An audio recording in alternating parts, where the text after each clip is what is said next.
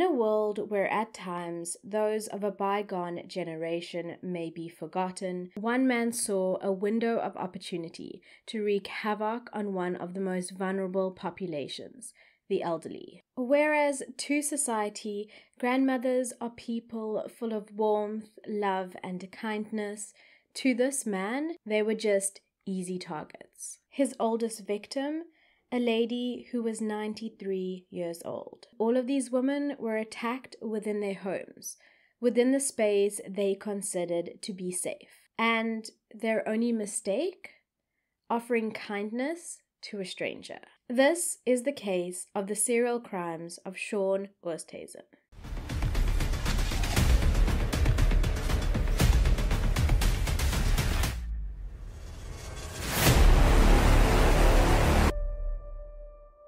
Hello and welcome to episode 40, yes 40, of Makeup Mayhem True Crime with me, your host, Bella Monsoon. First of all, hello to all the new subscribers. Thank you for joining the Bellaboo family. And a major thank you to all of those who have been supporting and sending love my way for the past few months. I really and truly appreciate all of your support. From DMs and tags on Instagram, to using the super thanks feature on YouTube, to leaving the most insightful and kind comments. Each and every one of you means so much to me. And I cannot believe that we're almost on 13,000 subscribers. What? Thank you so much for being a part of this journey and allowing me to share the stories of so many victims whose voices should never be forgotten. So, for those of you who are new, as there seems to be quite a few, let me tell you a little bit more about what I do. So, here it is in a nutshell.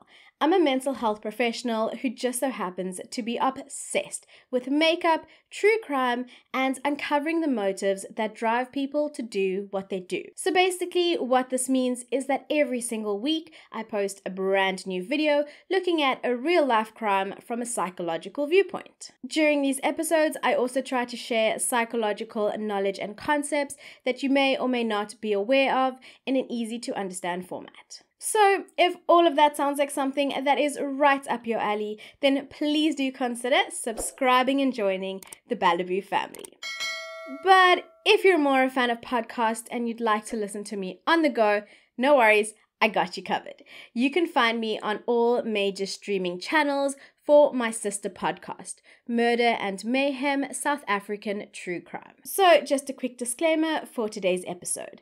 As always, I mean absolutely no disrespect to any of the victims mentioned nor their family. The purpose of this video is to shed further light on the heinous crimes that were committed, whilst spreading awareness about the psychological nature of the narrative. This episode, as with my others, has been thoroughly researched by myself and includes real-life accounts, images, and footage, where available, of individuals involved directly in the case. So, without further delay, on to the episode. I find it quite interesting that more wasn't mentioned about this case when it initially broke in 2018. Almost all of the articles about the incidents that occurred were limited to local newspapers and tabloids, with one or two mentions on national television or in national newspapers. I wonder if the reason for this was that the victims were elderly and therefore deemed as less newsworthy.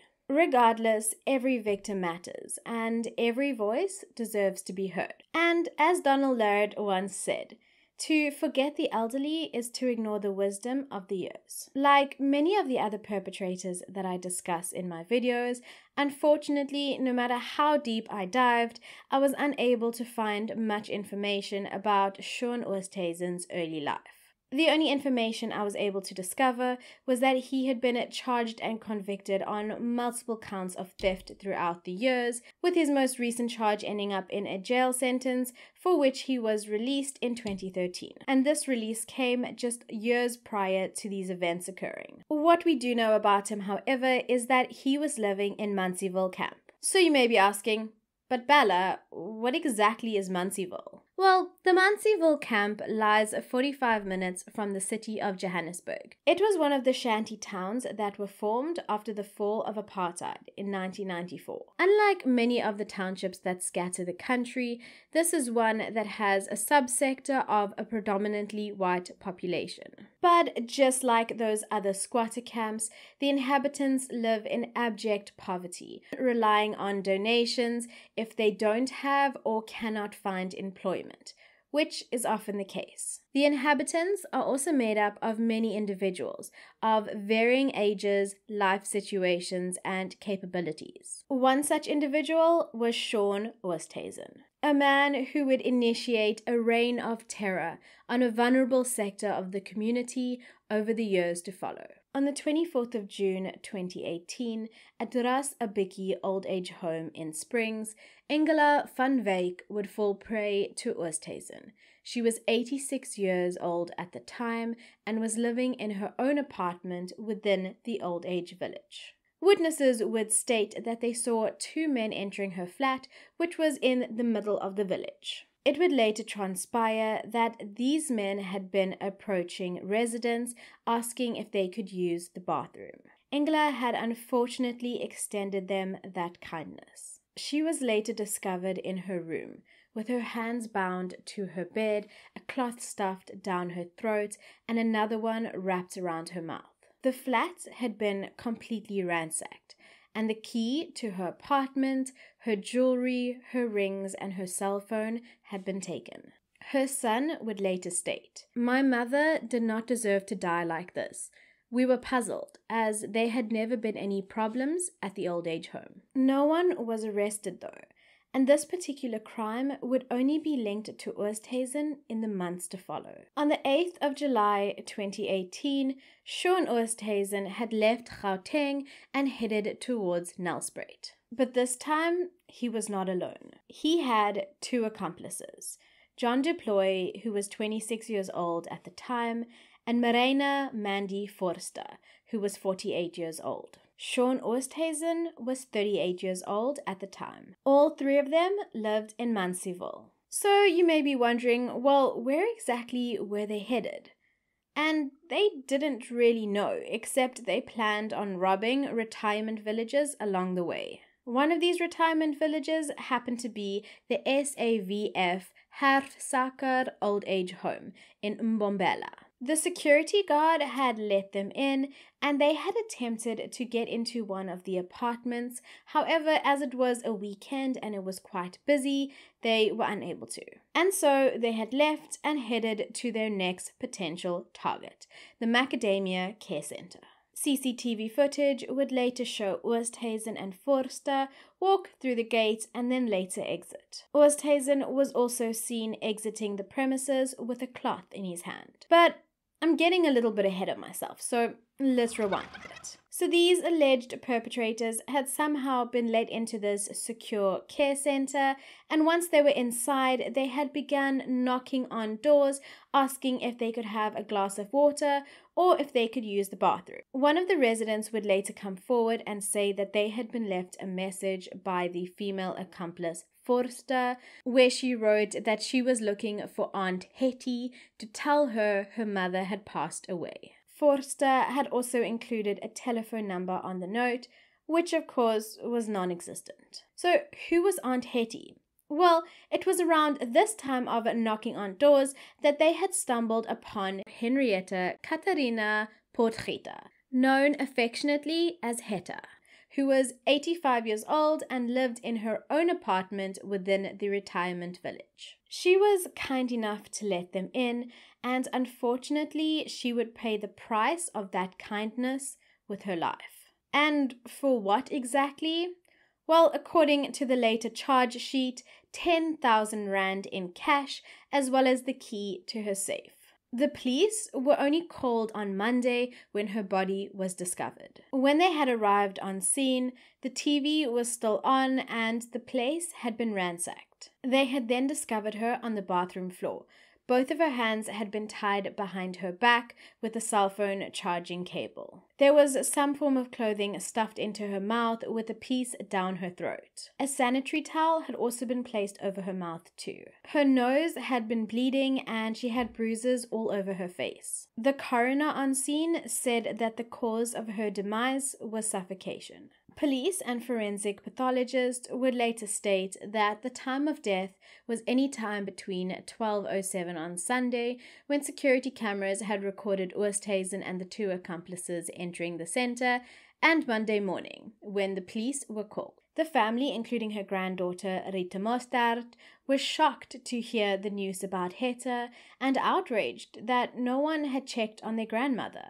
She was supposed to have lunch on Sunday, I'm assuming a group lunch of sorts, and no one had even noticed that she wasn't there. Her granddaughter had later stated, "How can they not check on her for a whole day in a care center?" And that is a valid question. I did a little research into the Macadamia Care Center. From the outlook, it does appear that they are a well-liked old age home offering a variety of services and boasting about their visible, strict security measures in place. These include an electric fence and access control into the premises. This, of course, is the website from 2022, so I'm hoping that there have been changes, obviously, since 2018. When everything came to light in 2018, though, they refused to comment on any allegations that none of their staff had checked on Hetta. But it does seem evident that this was the case, considering that her body was only discovered on Monday morning. Quite ironic for a company who outrightly claims Macadamia Care is a community where people care about people. I mean, just speaking to some of the outrageous things I've heard and seen online, particularly within South Africa, of how elderly people are treated in many of these care centers. Not Macadamia Care in particular, but just random general care centers for the elderly across the country. It's incredibly disturbing.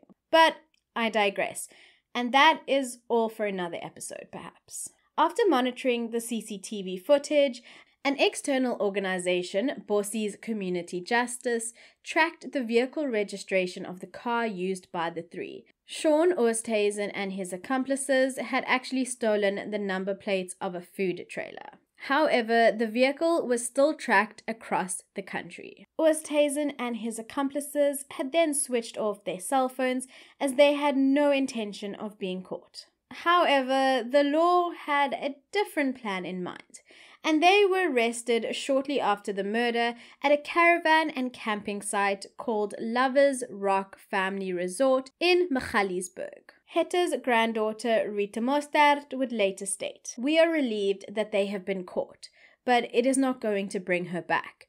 My grandmother was a kind and loving woman. She gave everybody she met hugs. She was well loved. She did not deserve this. She could have still been alive whilst she was lying on that floor." Oosthuizen and his accomplices were then charged with murder and robbery with aggravating circumstances.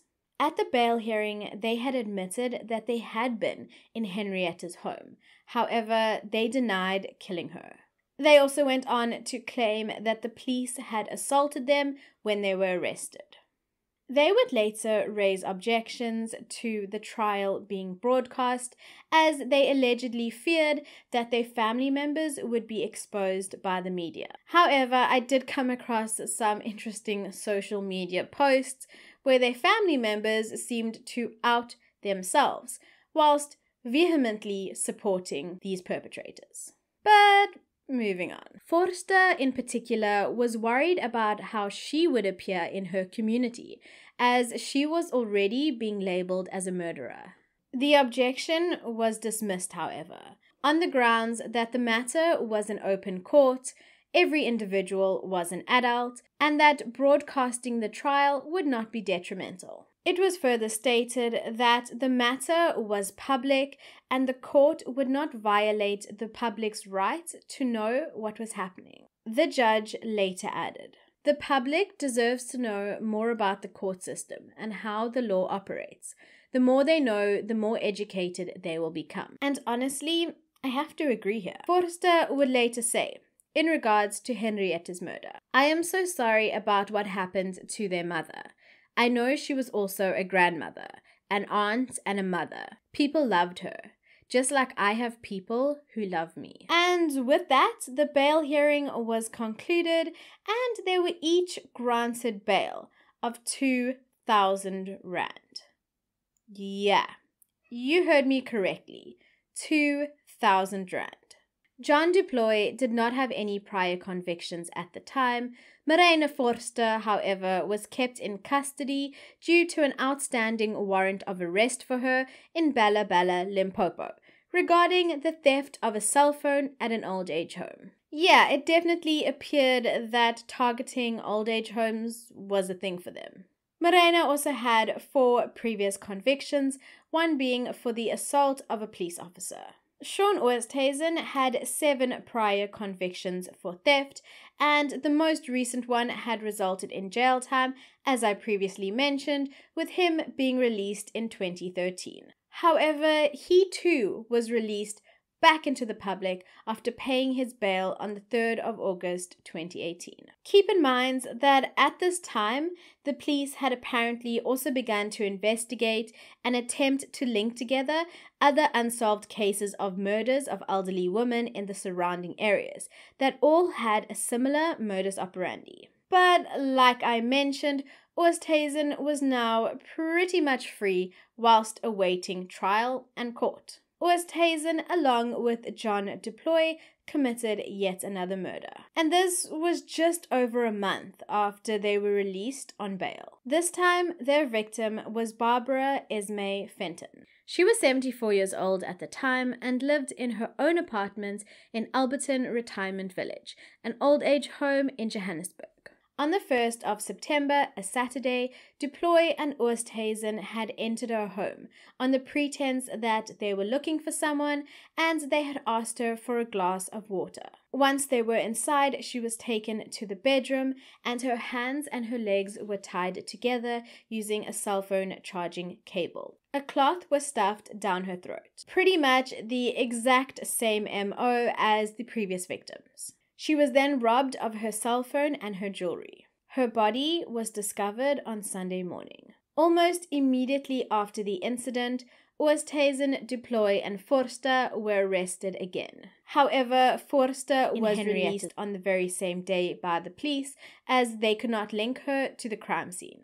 And so the investigations continued, being conducted by the Hawks, amongst others. So, for those of you who are curious or perhaps not from South Africa, the Hawks are the South African Police Services Directorate for Priority Crime Investigation, DPCI, which targets organized crime, economic crime, corruption, and other serious crime referred to it by the President or another division of the South African Police Service. During this time, both men luckily remained in custody whilst awaiting their court appearance. Marina Forster had her bail extended during this time whilst waiting to appear in regards to the charge of robbery and the murder of Hetta. And after many months, multiple delays and court sessions, a verdict was finally reached. The charges against du Plooy and Forster were dropped due to insufficient evidence. Oosthuizen, on the other hand, ended up pleading guilty due to the overwhelming evidence that the state had against him. The case was finalized and he was found guilty. And on the 5th of August 2021, he was sentenced. The judge during sentencing stated that it was the court's duty to send a bold and clear message that there was no room for offenders to commit violent crimes such as Oosthuizen had. The judge had also gone on to say, "It is clear from the facts of the case that the suspect had no regard for the rights of the victim, Hetta Potgieter, and this was indicated by the ruthlessness of the murder. The court condemns this in the strongest possible terms." She went on to add that Oosthuizen appeared to demonstrate no remorse for the crimes he committed. The only mitigating factor in his case was that he had pleaded guilty. thus not wasting the court's time and saving Hette's family and witnesses from any second-hand trauma resulting from reliving the event within a court setting. In her eyes, though, Oosthuizen had shown unbelievable violence towards an elderly, defenseless woman. She had said the accused would have been able to subdue her, and she might have complied with his demands. Instead, he went further by tying her up and putting cloth in her mouth. This was very barbaric. The deceased probably suffered one of the most painful deaths, which is suffocation. Shaun Oosthuizen was sentenced to life imprisonment for the murder of Henrietta Catharina Potgieter, as well as 15 years for robbery with aggravating circumstances. And then it came time for the other charges. Engela's daughter would later say, "I decided from the start that I would go to court every single time, no matter how many times the case was postponed. I cried my eyes out every time we went to court, but I wanted them to see my mother mattered to someone, and she was not just a number." He was also sentenced to life imprisonment for Engela van Wyck's murder, along with 15 years for robbery with aggravating circumstances. In the case of Barbara Fenton, remember her, Oosthuizen and du Plooy were both found guilty of murder and aggravated robbery. Oosthuizen received another life imprisonment term for the murder and 25 years for robbery with aggravating circumstances. Du Plooy received life imprisonment for murder and 20 years for robbery with aggravating circumstances. And with both of them serving their sentences, one would think that it ended there, right? Wrong. Whilst serving his sentence in prison, Oosthuizen decided to boast about the fact that he had killed more women than he had been sentenced for. Yeah, I kid you not, you cannot make this stuff up. What he didn't factor in, though, during this story time was the fact that those listening would soon sell him out. After the news was received, further investigations followed, and soon there was a confession from Oosthuizen. In May of this year, actually last week, the 16th of May to be precise, Oosthuizen had more charges and time added to his sentence. He was given an additional 4th direct life imprisonment term for yet another murder, as well as an additional 30 years imprisonment for robbery with aggravating circumstances. And so, who were the victims, you may ask? Well, on the 5th of December 2015, a full 3 years before the other crimes that we have spoken about, Oosthuizen had broken in to a 9th floor apartment within an old age home in Sunnyside, Pretoria, where he had assaulted and robbed Emerentia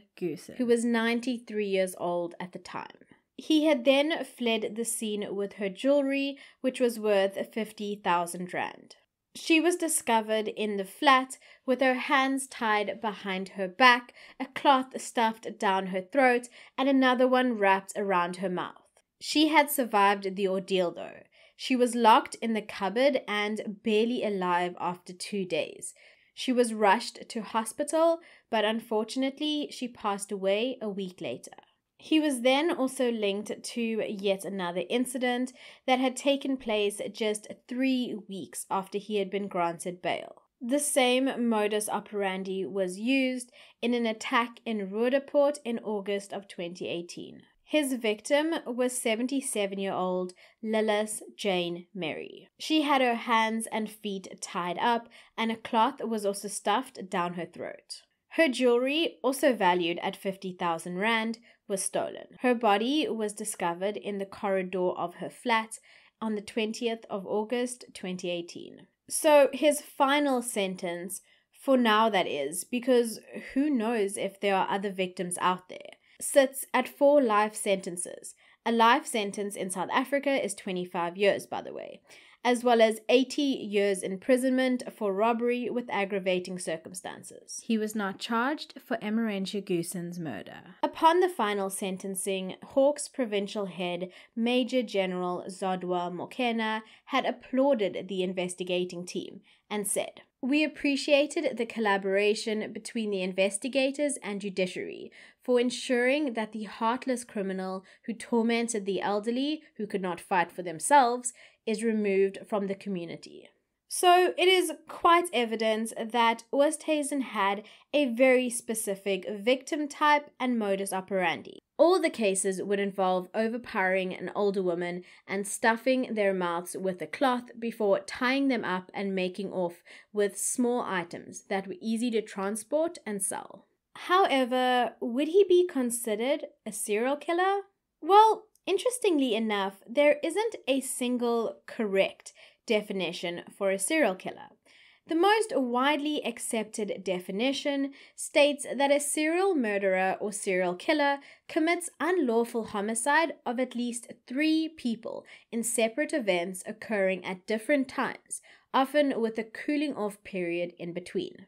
Many believe that an integral part of this definition involves an abnormal psychological gratification that is tied to the murders. Now, whether there was such a psychological motive attached to the murders, we cannot know, as Oosthuizen never provided a reason for committing these crimes. From what I've gathered, it also appears that there were no psychological reports that were presented during court. But I mean, that is not to say that there wasn't a psychological motive behind the murders. Perhaps it was highlighted in the victims that he chose. He could have a particular disdain towards an older female figure in his life, and thus by choosing these type of individuals, he is exacting his revenge every time he commits a crime. But who is to know though? To assume that there was a deeper motive other than easy money and a soft target is just speculation. And if you're familiar with my content, that's not what we do here. I will, however, say though that there are many out there who believe that killing for money, whether it be insurance money, like in the case of Rosemary and Ndlovu, or just easy financial gain, like in Oosthuizen's case, counts as serial killing, and thus the perpetrators can be classed as serial killers. Given the fact that Oosthuizen continued his spree over a good few number of years without showing any remorse for his actions, does signal that there is an inherent lack of empathy present. This is definitely coupled with some form of arrogance, as demonstrated within his boastings in prison, as well as some aggressive tendencies as seen within the treatment of his victims. Although the focus was stealing from his victims and the motives appeared to be financial, it makes little to no sense why the elderly women were tied up and forced to meet such disturbing ends as they did. They were all over the age of 70 years old, and I'm almost certain that they would not be running away or putting up much of a fight. Their murders were completely unnecessary, and thus speaks volumes to the character that Oosthuizen is. And so that brings about the question, why was he ever granted bail to begin with?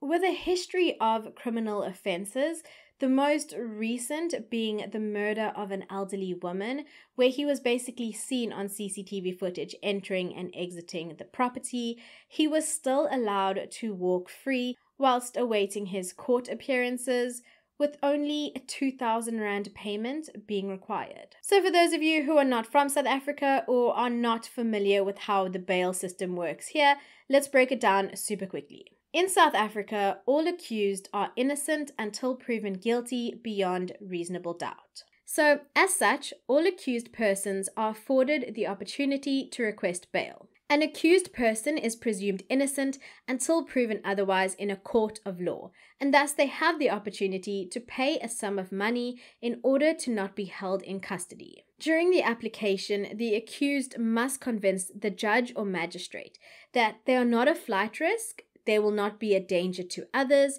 they will not commit further crimes or intimidate witnesses in the case against them. And if the judge is satisfied, bail is granted. And so this was the case with serial offender Shaun Oosthuizen. And not even 3 weeks after being released on bail, he had murdered another person. And this is not the first case of alleged perpetrators reoffending whilst out on bail. And unfortunately, it won't be the last. I mean, if you're interested, just check out the case of Cameron Wilson to get an idea of what I mean. I don't doubt that at times it's a pretty hard call to make, especially when facing individuals who are so adept at hiding and masking their true intentions. And in Oosthuizen's case, he appeared to have no prior charges of assault. So perhaps this signals that there needs to be some sort of change in legislature, or at least an addition of further criteria required when there are cases where murder and assault are concerned. And perhaps whilst doing that, we should take a look at the recidivism rates in South Africa. Whilst it's difficult to gather accurate statistics, for obvious reasons, the recidivism rate is thought to be between 60 and 80% within a 3-year period after serving time. There are, of course, multiple reasons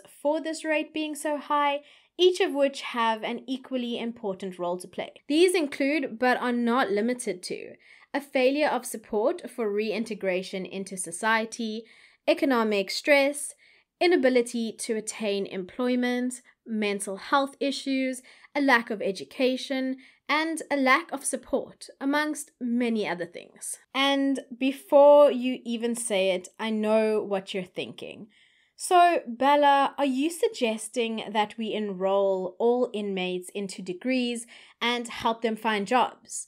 Because that sounds awfully unfair, given the fact that they committed crimes, some of them too heinous to even mention. And yes, I get exactly where you're coming from. It's completely unfair. It is incredibly difficult to walk that fine line between punishment and rehabilitation. And at this current moment in South Africa, it is evident that we are not succeeding. And the consequences of our failures, well, more innocent lives are lost. The daughter of Lilith Jane Mary had said, "We trust in the judicial system that this time they won't be released for the safety of the public." Shaun Oosthuizen may not have had the best start to life, and he did not have access to all that he wanted, but he had no reason to inflict harm upon vulnerable, innocent parties who only extended a gesture of kindness towards him.